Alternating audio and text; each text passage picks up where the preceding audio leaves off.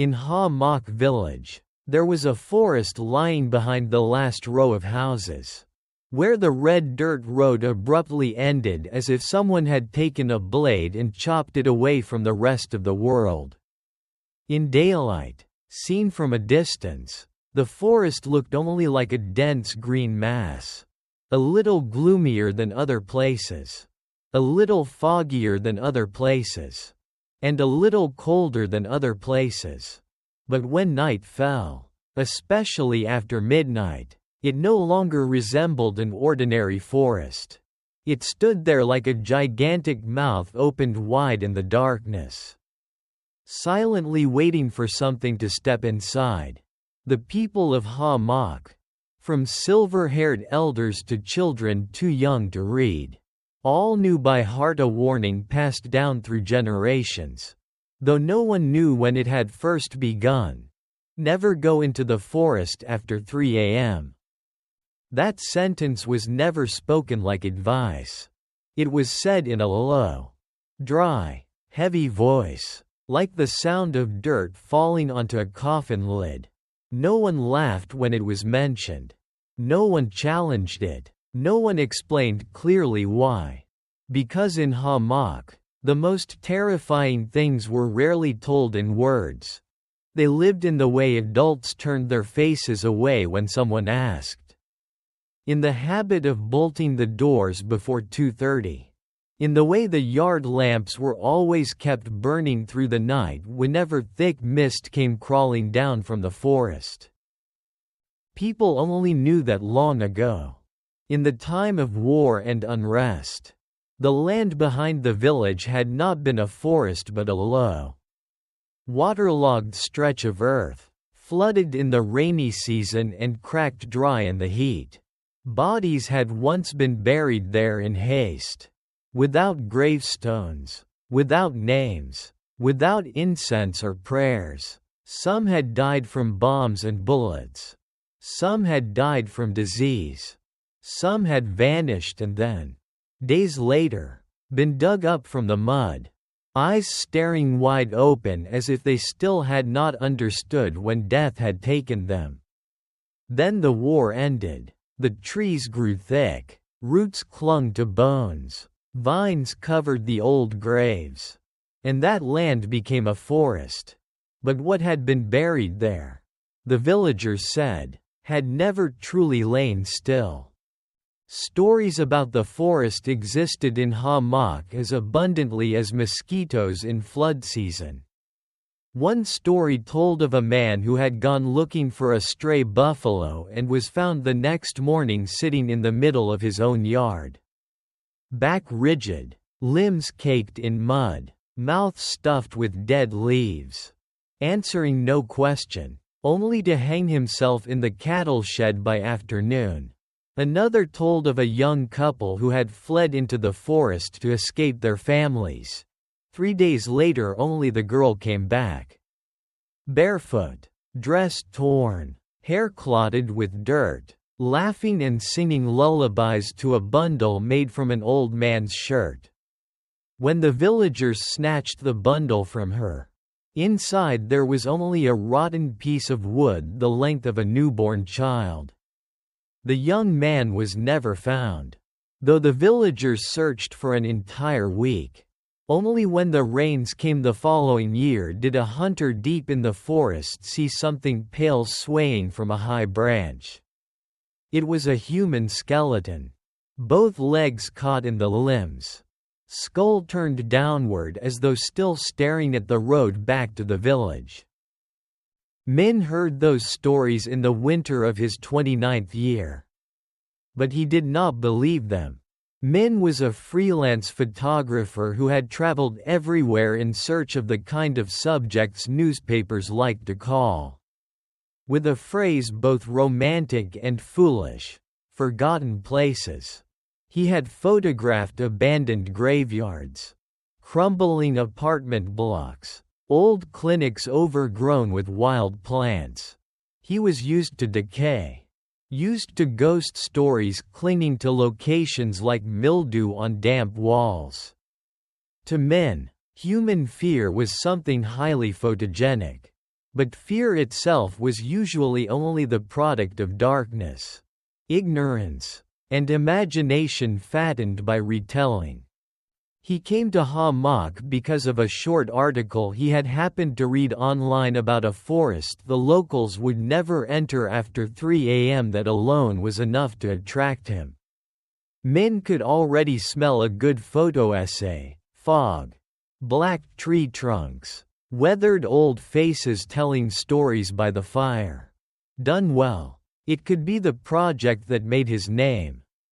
Hamak received Min under a sky the color of lead, with cold wind and wary eyes. He rented a small room in the house of Old Two Queen, a widower living alone in an old wooden house near the very edge of the village. The first day they met, when Min said he had come to photograph the forest behind the village, Old Two fell silent for so long Min thought he had not heard clearly.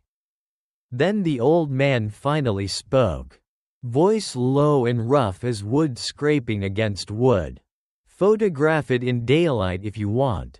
But after 3 a.m. Even if you hear something out there, don't open the door, and don't step outside. And if you insist on dying, at least die far enough away from my house." Min laughed, thinking it was the usual way country people tried to scare outsiders. But Old Two did not laugh. His aged face remained motionless as wood, his cloudy eyes fixed on Min. It was that seriousness that made Min's smile fade a little, though he still did not take it as truth. For the first 2 days, Min wandered around the village, photographing old roofs, bamboo fences, wrinkled hands, and the forest edge seen from outside. In daytime the forest did look gloomy, but there was nothing extraordinary about it. The trees grew thick, the ground was damp, dead leaves carpeted the floor. In some places there were small depressions like sunken scars. Sometimes the wind passed through and the leaves rustled with a dry, cold sound. Min stood watching the light slip through the canopy and saw only the beauty of abandonment, not the slightest trace of ghosts. What drew his attention more was the villagers' reaction. No one would go deep into the forest with him, not even for a few dozen meters. An old woman selling drinks at the village entrance dropped her coconut ladle the moment he asked for directions. A group of young men playing cards under a porch fell abruptly silent when Min mentioned wanting to go into the forest at night, to capture the real atmosphere. One of them, a gaunt, bony man named Vin, looked at him with strange eyes and said, "Photograph whatever you want, but remember this. After 3 a.m. there's something in that forest that doesn't like being seen. And once it sees you, even if you make it back home, there's no guarantee you're really yourself anymore." Min asked what he meant by, "really yourself." But Vin did not answer. He simply stood up and walked away. On the third night in Hamak, Min decided to go into the forest. It wasn't because he was braver than other people.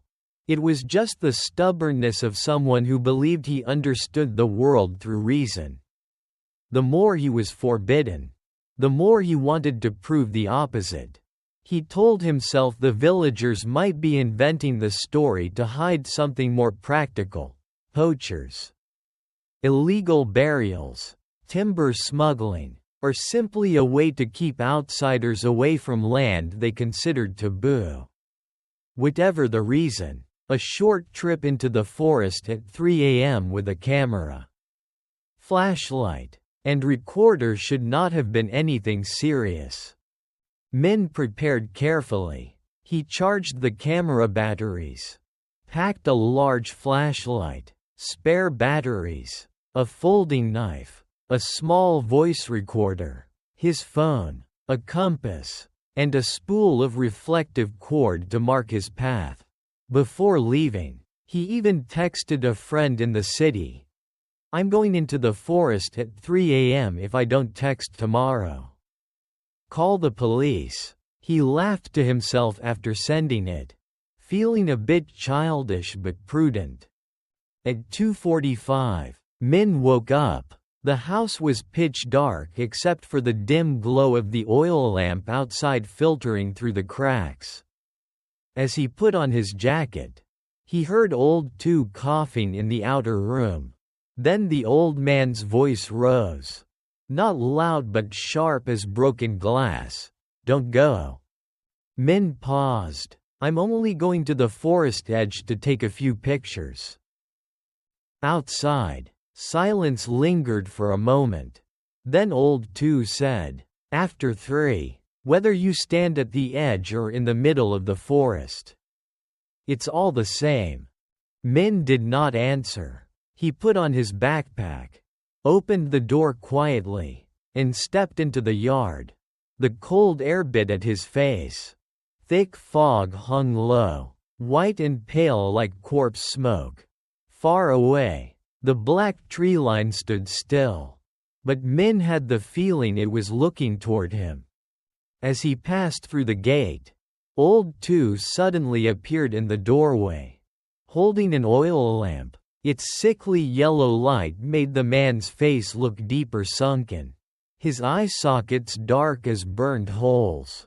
"If you hear anyone call your name in the forest," he said, "don't answer. If you hear a loved one crying, don't turn around. If you see someone who looks exactly like you standing in front of you, don't believe it only wants to frighten you." Before Min could ask anything, old Tu had already slammed the door shut. The dirt road behind the village was empty. Dogs did not bark. Chickens did not crow. There was no sound of ordinary life. Only the soft sink of Min's shoes in the damp earth and the rhythm of his breathing making little clouds in the air. When he reached the entrance to the forest, he checked the time, 2:59.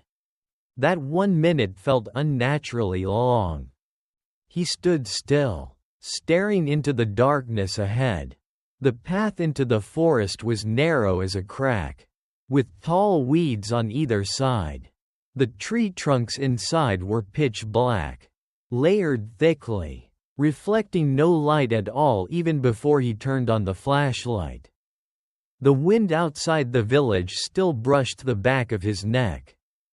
But beyond the forest boundary there seemed to be no air at all. His first sensation was not fear.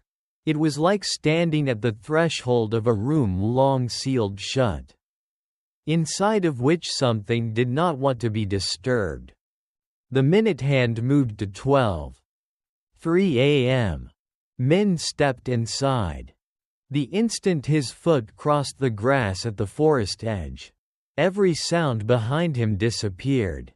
No more wind from the village. No more leaves brushing against the nearby bamboo. It was as though the world had been covered by a thick cloth. The silence was not the ordinary quiet of night. It was dense, pressing against his eardrums, making even the sound of his own swallow painfully clear. He stood still, waited a few seconds, then turned on the recorder. 3:01. I just entered the forest. Nothing unusual except that it's very quiet. As soon as he finished speaking, his own voice sounded strange in that space, as if it had not gone outward but had merely circled just in front of him. Min slipped the recorder into his jacket pocket, tied the reflective cord around the first tree, and kept walking. The ground was soft and damp, dead leaves reaching up to his ankles. The smell of mud, mold, moss, and something sour like old flesh mixed together into a heavy odor that stuck in his throat. The fog did not drift low like it had outside the forest but hung in separate patches between the trunks. milky white like burial cloth. Wherever the flashlight swept, the shadows of the trees stretched with it, twisting like countless black arms crawling across the ground. Min moved slowly, checking the compass as he went. Everything seemed normal for the first 5 minutes. If he ignored the constant cold prickling along his spine. He took several photographs. A rotten stump crowded with white fungus. A small bone of some unknown creature sticking up from the ground. Tree trunks wrapped in vines thick as blood vessels. Each time the flash burst, the forest appeared for a fraction of a second with edges too sharp, too bare, then instantly sank back into darkness. In the 10th minute, Min heard footsteps. They came from behind him. Very light. Very steady.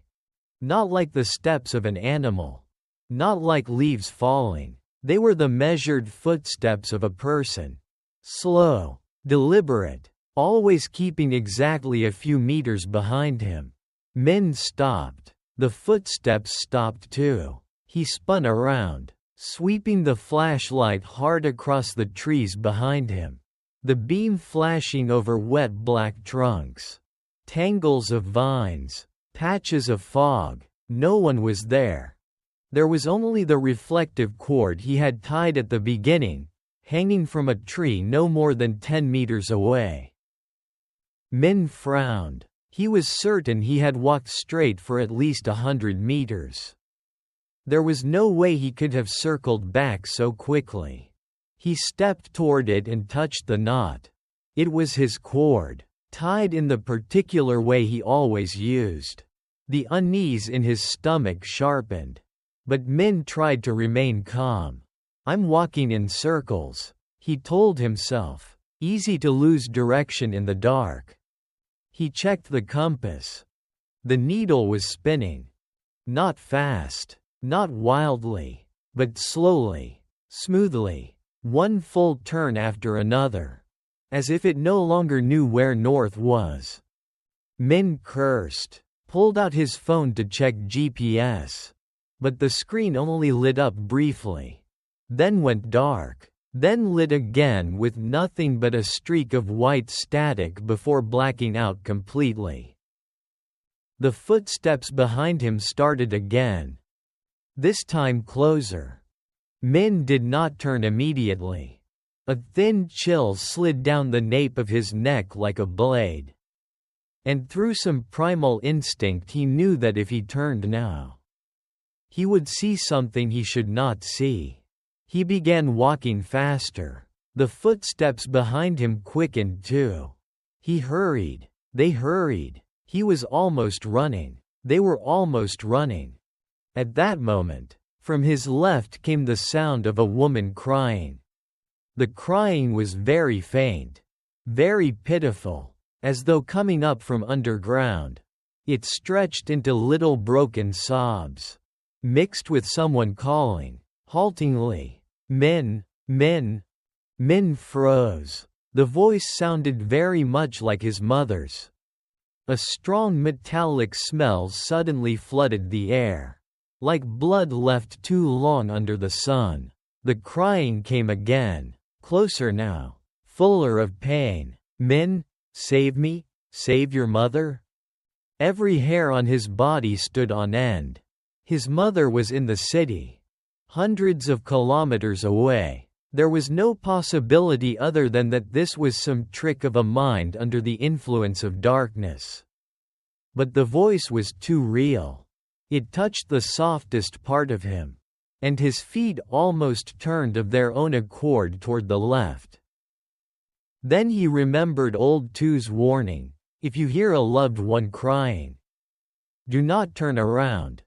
Min gritted his teeth and kept going straight ahead. The crying shifted from pitiful to desolate. Then suddenly warped, breaking apart into a high, breathless giggle like a child choking on laughter. The whole forest seemed to tremble at that laughter. Min went ice cold from head to toe but did not dare look. Sometime later, he realized the path under his feet had vanished.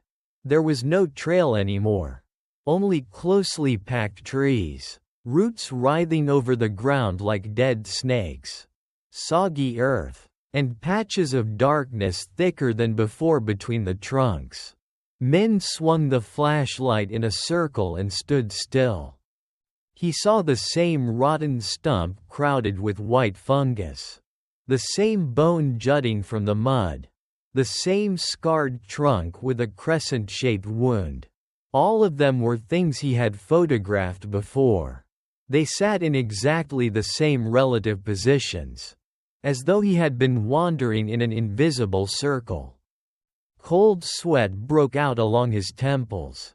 Min took one step backward, but his heel came down on something soft, slick, slightly yielding. He jerked violently and pointed the flashlight down.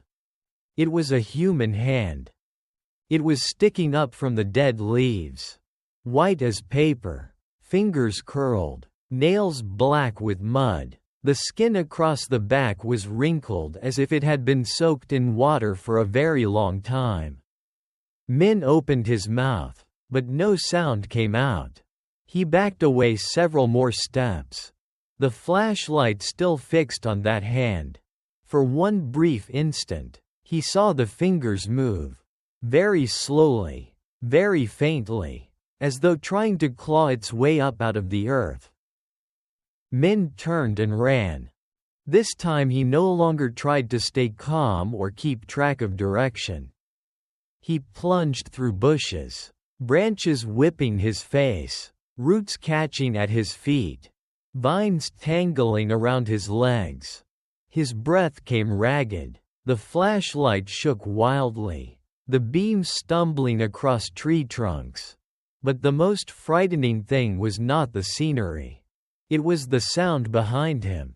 There was no longer only one thing following him.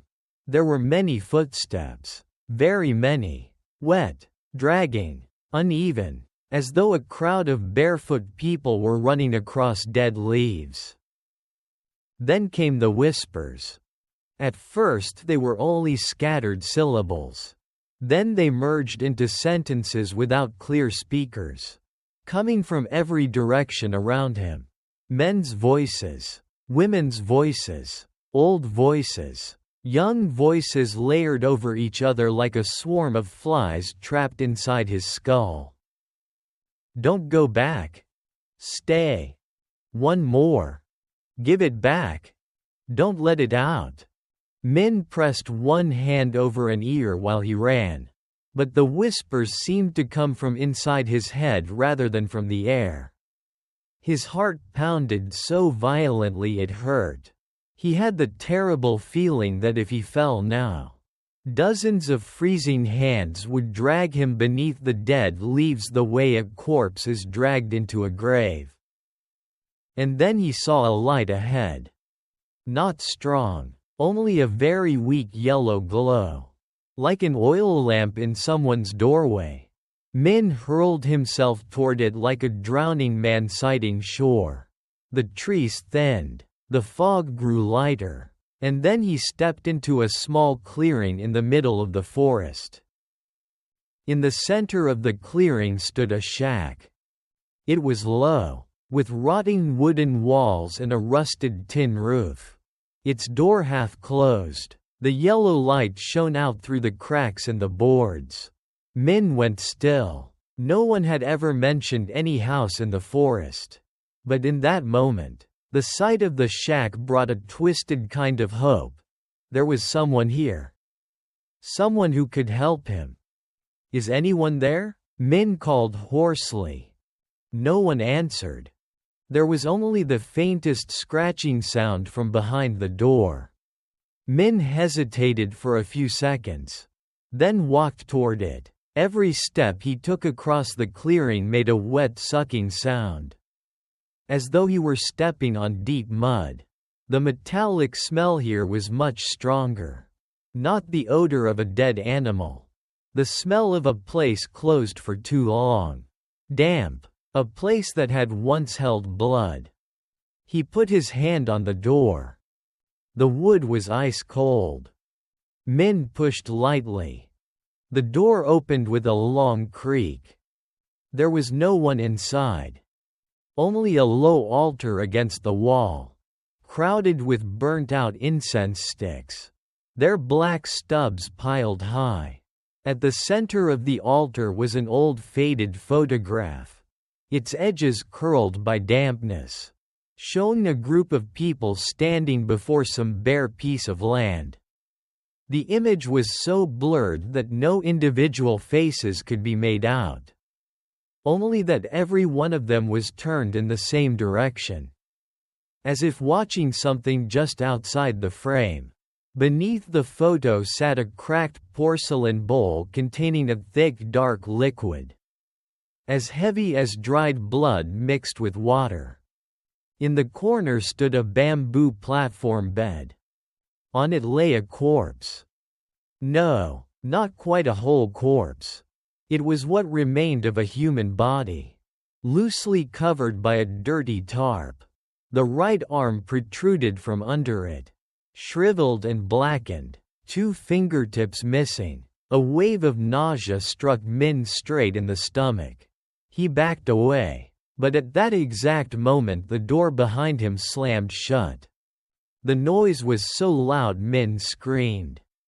The shack plunged instantly into darkness. The yellow light from before vanished as if it had never existed. Only the flashlight in his hand remained, shaking violently. Min spun and shoved at the door, but it felt fused to the frame. He rammed it with his shoulder. Nothing. Then from the bamboo bed behind him came a small sound. The sound of fabric dragging. Min turned slowly. The tarp on the corpse was moving by itself. Very slowly. Little by little. As though a hand underneath were lifting it from below. Min backed up until his spine hit the door. The flashlight pointed straight at the bed. The tarp slid off the head. A face was revealed. Min nearly dropped the flashlight. The face was his. Not one detail was different. The wet hair plastered to the forehead. The faint scar on the chin. The jacket exactly like the one he was wearing. But the throat of that corpse had been torn open from one ear almost to the shoulder. Its mouth was packed with black earth. And its eyes were wide open. The whites burst with dark red veins as though it had looked at something unspeakable before dying. For one short second, Min believed he was dreaming. Then the corpse blinked. Its eyelids shut slowly, stiffly, and opened again. Its pupils moved, fixing directly on Min. Its mouth opened slightly. A stream of black mud and dead leaves spilled from the corner of its lips. And in Min's own voice, it whispered, "You came too late." That whisper drove into his ear like an awl. Min shrieked, spun, and kicked the door with all his strength. The door burst open. He hurled himself outside, tripped, fell face first into the wet ground, clawed himself up, and ran again. Behind him, from inside the shack, came laughter. Not loud, not shrill, deep and low, almost like someone rasping through a torn throat.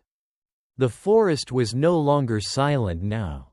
It had come alive with filthy sounds, scratching on bark, things slithering across leaves, branches snapping under invisible steps.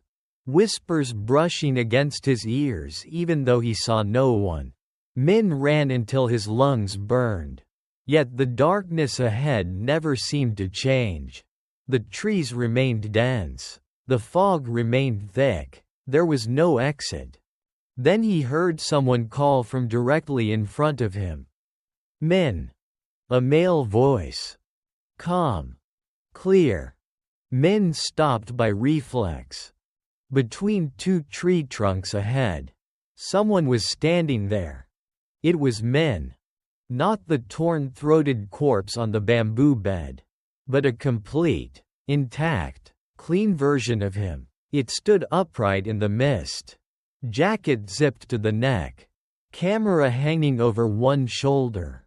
Hair slightly tousled. Even the slight outward angle of one leg exactly the way Min himself stood.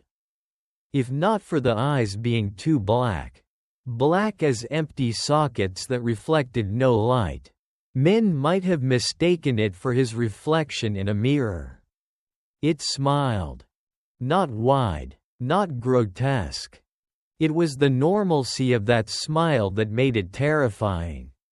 "So you finally made it," it said. "I've been waiting a long time." Min stepped backward. "What are you?" It tilted its head. The movement was slow and loose, as if the neck had no bones. "That's my question to ask." "You are not me." "Then which one of us is real?" It took a step forward. No sound came from under its feet. The one who walked into the forest after 3 a.m. Or the one the forest allowed to walk back out? Min tightened his grip on the folding knife in his pocket. "Get away from me." The copy laughed softly. "You think you still have a way back?" Then it raised a hand and pointed to one side. Min did not want to look, but his eyes were dragged there as if hooked. Between the trunks to the right, in the broken darkness, people were standing. Not one. Many. Very many. They stood motionless, silent, faces pale, clothes torn and smeared with mud, hair hanging over half their faces. One was missing an arm. One had its neck bent sideways. There was a child with a swollen belly, deep sunken eyes, clutching the head of a rotted doll. All of them stood wedged between the tree trunks as if grown out of the darkness itself. And they all shared one horrifying thing. Their faces did not entirely belong to them. Features, smiles, eyes were mixed together in a wrong way, as if many faces had been clumsily kneaded into the same mass of flesh. A woman stepped halfway out. Min recognized that faded floral dress at once. It was the kind his mother often wore at home. Mother lifted her head and looked at him. The face was his mother's, but the skin was dead white. The eyes were pure black. The lips split open almost to the ears. She held out both hands and said in a sweet, sleep-inducing voice, "Come here to Mother. It's so cold here." Min's throat clenched shut. He turned toward the copy and saw that it was still smiling. "They wear what we remember," it said lightly, as if making conversation. "What we fear, what we regret. The forest likes to use familiar faces. It's easier to keep people that way." "Keep them for what?" The smile widened slightly. "To fill the empty places." Min did not wait to hear more.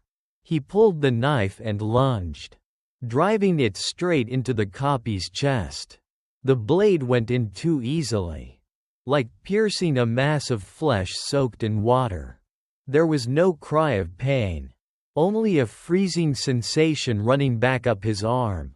The copy looked down at the blade in its chest, then lifted its eyes to Min. The smile remained unchanged. "That hurts," it said, in a voice utterly devoid of pain. Then its hand shot out and seized Min's wrist. The touch was so cold Min felt as if his bones had just been dropped into ice water. Not the cold of a winter night. The cold of a corpse that had lain underground too long. Min yanked, but could not get free. In that instant he saw dark veins like rotting blood vessels crawling up his own skin from where it held him. Panicked, Min kicked it with all his force in the stomach. The copy released him. He fell, rolled, scrambled up, and ran again. The laughter behind him grew louder. The footsteps multiplied. The whispers thickened. The forest seemed to contract around him. Min ran until his lungs seared. He had no sense of direction anymore, only throwing himself wherever the trees seemed slightly thinner. Sometimes he thought he saw light outside, but when he rushed toward it he struck only a wall of dense trunks. Sometimes it seemed the ground opened into a field, but after a few steps he realized it was only a pale sheet of fog hanging between the trees. Human shapes kept appearing at the edge of the flashlight beam and vanishing. A mud-caked hand brushed once against his trouser leg. Something walked behind him, breathing against his neck, its breath cold and damp like the mouth of a deep well. Then he tripped over a root and fell flat into a mound of dead leaves. The smell of rotten earth filled his nose and mouth. The flashlight flew from his hand, rolled a few times, and stopped, its beam slanting across a huge tree root in front of him. Min pushed himself up to crawl away and realized the ground beneath his stomach was not flat. It was soft, yielding, occasionally swelling very faintly as if bubbles were rising through mud below. He reached out blindly and touched something hard and slick. A piece of skull. Min stopped breathing. He looked more carefully in the slanted flashlight beam. All across the ground around him were countless bits of bone mixed with mud, ribs, thigh bones, finger joints, fragments too small to identify. They lay packed beneath the dead leaves as if he had just fallen onto a mass grave that time and roots had churned together with the soil. The instant Min realized that, the ground beneath him shifted. Not much. Only enough for him to feel movement below, as though dozens of large worms were twisting in the mud. Then a sigh rose from underground. Min screamed, grabbed the flashlight, and rolled away. In the place where he had just lain, the mud began to swell. At first only a small hump. Then the hump split open, and a human head coated in black earth pushed up through it. The face no longer had all its skin. One cheek had rotted away, exposing teeth. One eye was only a black hollow. But the mouth still moved, forcing out the words clearly. "Don't let it out." Then another head rose beside it. Then an arm. Then more arms. The ground around Min became like boiling water, constantly heaving up body parts smeared in mud. All of them trying to claw upward, crawl free, pull themselves from the soil that had held them far too long. Groans rose everywhere, blending with the whispers above into a horrifying chorus of things that refused to rest. Min leapt to his feet and ran like a madman. Ahead, something flashed with a dim ash-colored light. Not yellow like an oil lamp, not white like a flashlight, but pale like the edge of dawn. Min hurled himself toward it. The trees thinned rapidly. The ground no longer sucked at his feet. The groaning behind him faded. And then he saw the bamboo fence at the edge of the village. Min could not believe it. He burst out of the forest and collapsed onto the dirt road outside.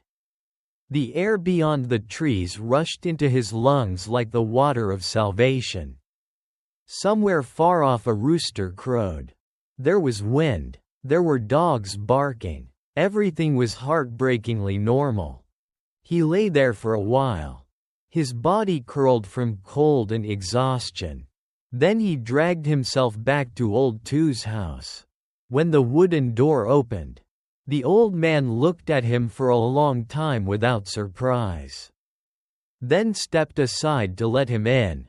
Min had barely crossed the threshold before he collapsed onto the floor. When he woke, it was already full daylight. Thin winter sunlight leaked through the plank walls. The smell of hot porridge and cooking smoke mingled in the air. His body ached as if he had been beaten all night. His right wrist was bruised dark where the copy had grabbed him. 5 black marks stood out on the skin like the finger marks of a dead hand. Old Two sat beside the bed platform, running his fingers over a wooden prayer bracelet polished smooth.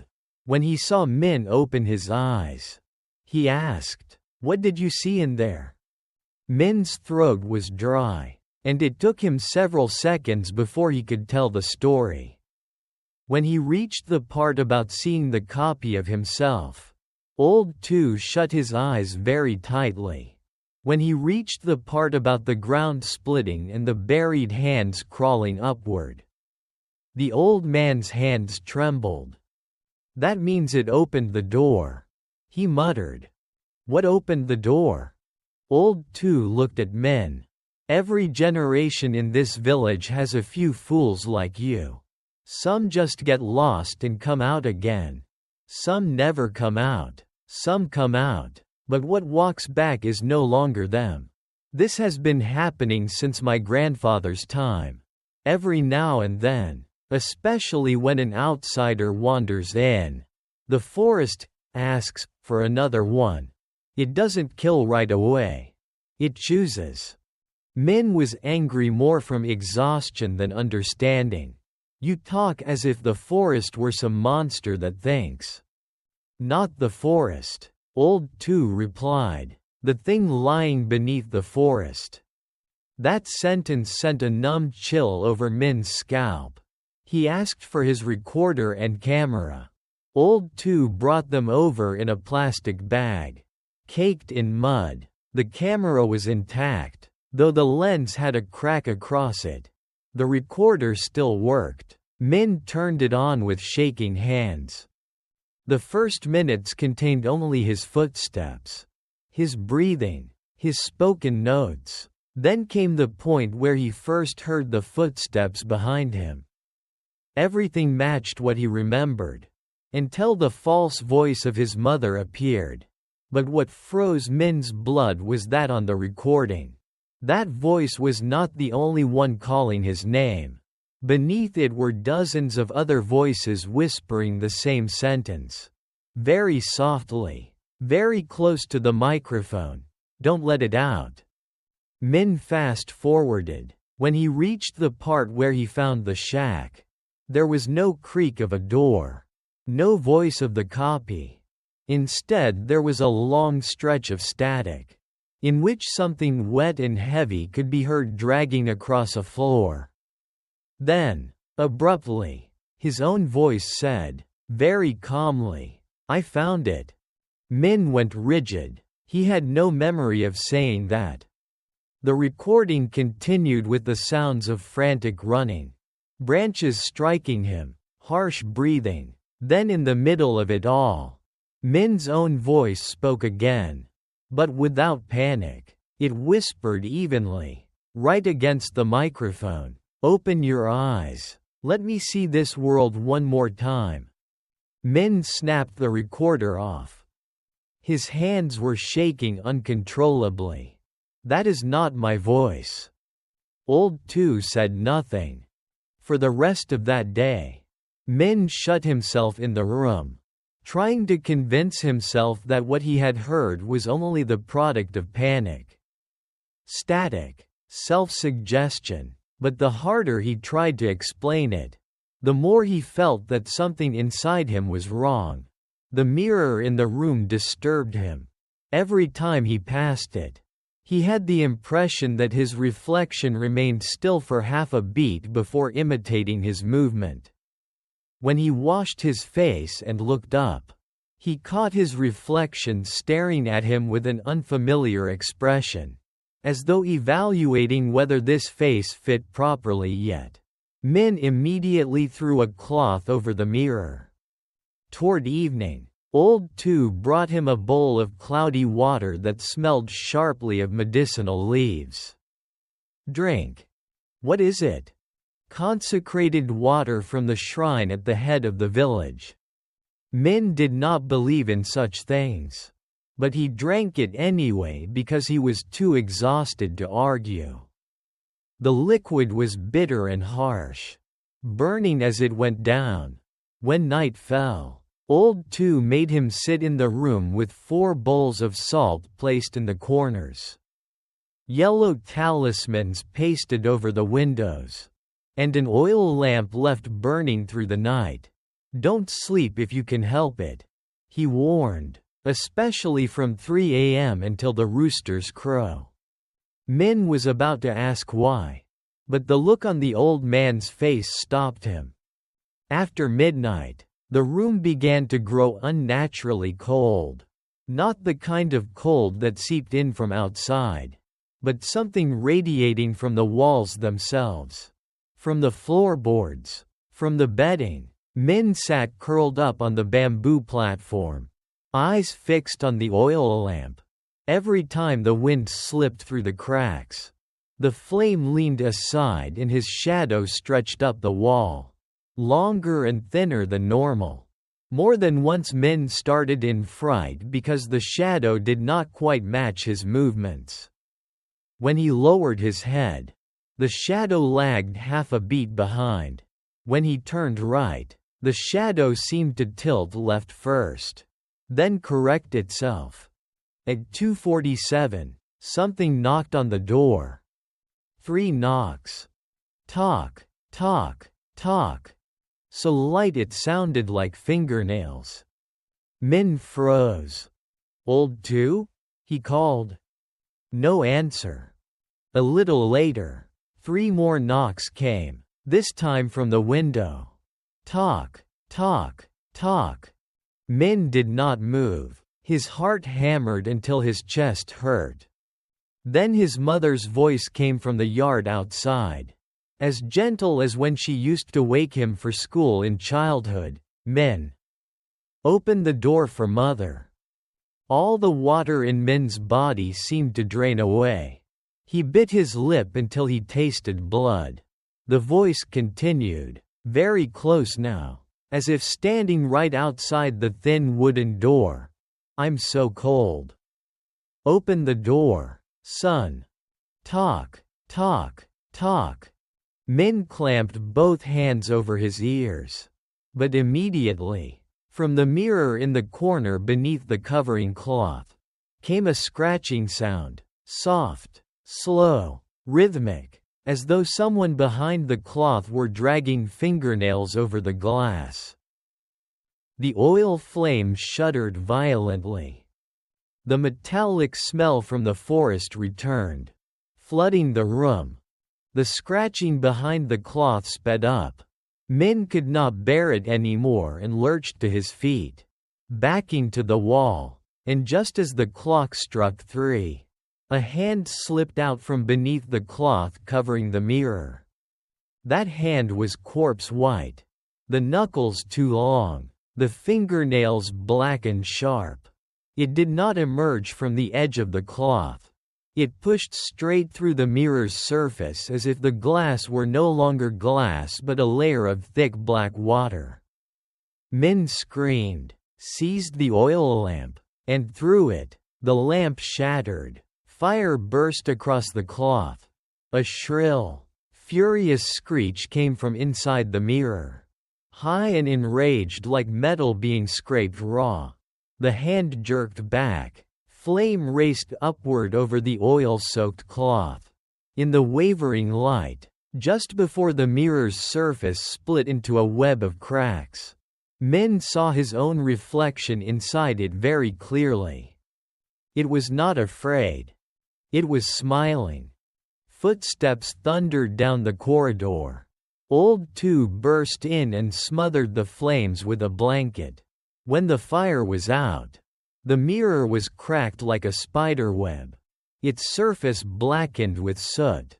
Old Two dragged Min into the center of the house, made him sit inside a circle of salt, then cut his own fingertip with a knife and smeared a few drops of blood onto Min's forehead. Min remembered little of the rest of the night. He only remembered hearing something circling the house for a very long time. Feet never touching the ground. His name being called in turns by his mother's voice, the voices of friends, and his own voice, near and far, and every time dawn drew close. Before the roosters crowed, he felt as though something stood directly behind him, though he never dared turn around. The next morning, Min decided to leave the village. He no longer thought about the photo essay, the article, or proving anything. He only wanted to get out of Hamak as fast as possible. Old Two did not stop him. He only pressed a small cloth pouch of incense ash and salt into Min's hand and told him to keep it on his body. Not to look into mirrors on the way back. Not to sleep alone for the first 3 nights. And once he reached the city, to go to a temple or a church or anywhere people still prayed. Min took the midday bus. The road from Hamak to the highway wound past low hills and harvested rice fields. As the bus rolled away, Min sat pressed to the window, watching the tree line behind the village recede. In daylight, it still looked like nothing more than a dark green strip of forest. But when the bus reached a bend, Min saw someone standing among the trees at the edge. A man wearing a jacket exactly like his own. He stood motionless, one hand raised as though in greeting. Even from that distance, Min could see he was smiling. Min shut his eyes and did not dare look again. When he got back to the city, Min did everything Old Two had told him. But the feeling of being followed never vanished. The first night, he slept at a friend's house. The second, at his sister's. The third night, he tried to stay awake. But near dawn he still drifted off on a sofa. And in that sleep he dreamed that he was standing again in the forest of Hamak. There was no sound. Only fog. Then from behind a tree trunk, his copy stepped out. It said nothing. It only raised a finger to its lips for silence. Then pointed behind Min. In the dream, Min turned and saw dozens, hundreds of people standing in the forest.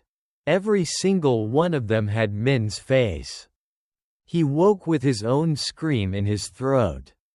From then on, everything slipped gradually out of its ordinary course. The mirrors in his apartment kept cracking though no one touched them. His phone repeatedly turned on the front camera by itself at exactly 3 a.m. And on the screen was a face like his own but with black eyes. One day while editing photographs on his computer, Min discovered that in one picture of the forest edge taken in daylight, there was an extra figure standing deep among the trees. He zoomed in. The figure was him, but that image had been taken before he had ever set foot in the forest. He began to fear sleep, fear darkness, fear every reflective surface. But the most horrifying thing happened in the second week after leaving Hamak. Min was brushing his teeth when he saw his reflection in the mirror slow down.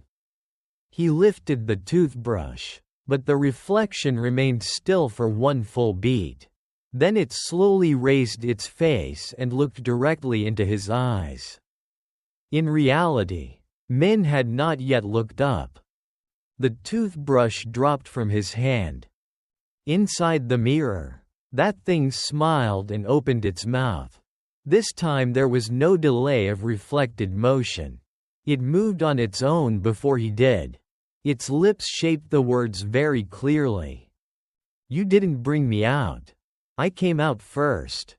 Min smashed the mirror with both hands. Blood ran all over the sink. The neighbors heard the noise and came over to find him sitting on the bathroom floor, laughing and crying among the broken glass. After that, Min disappeared.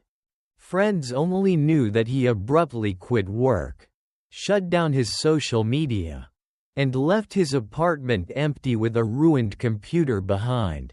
His family reported him missing to the police, but nothing came of it.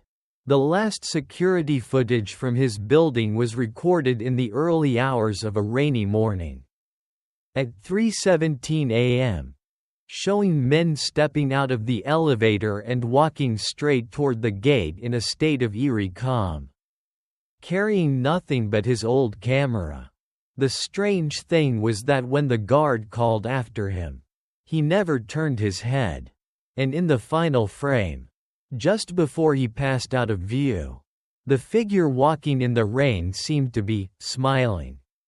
3 months later, an email arrived in the inbox of one of Min's closest friends.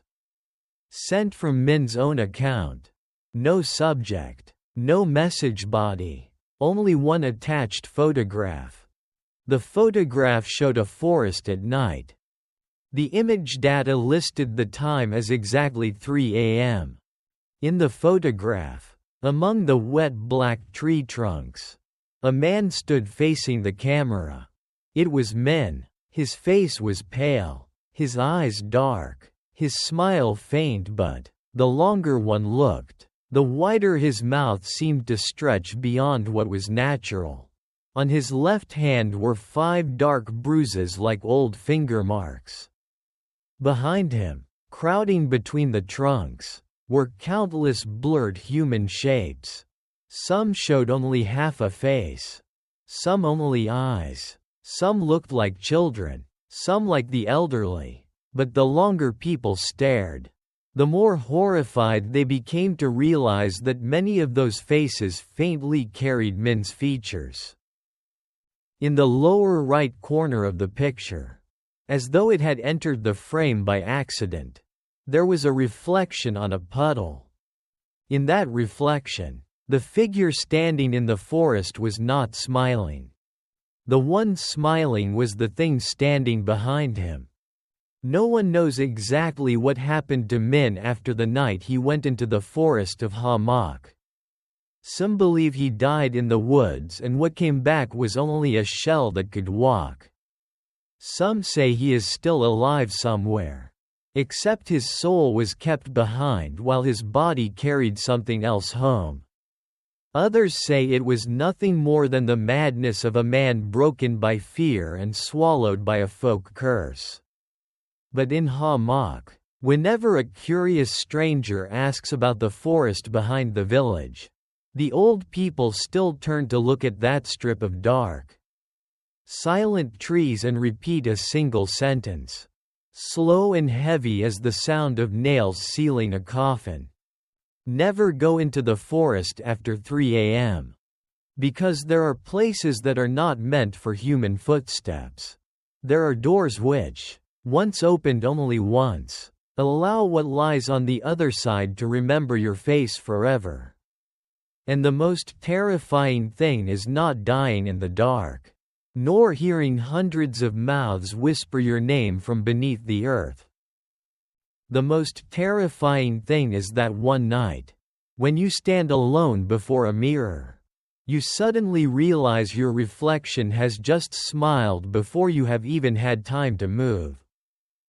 And by then, it is already too late to know which one of you is really standing on this side.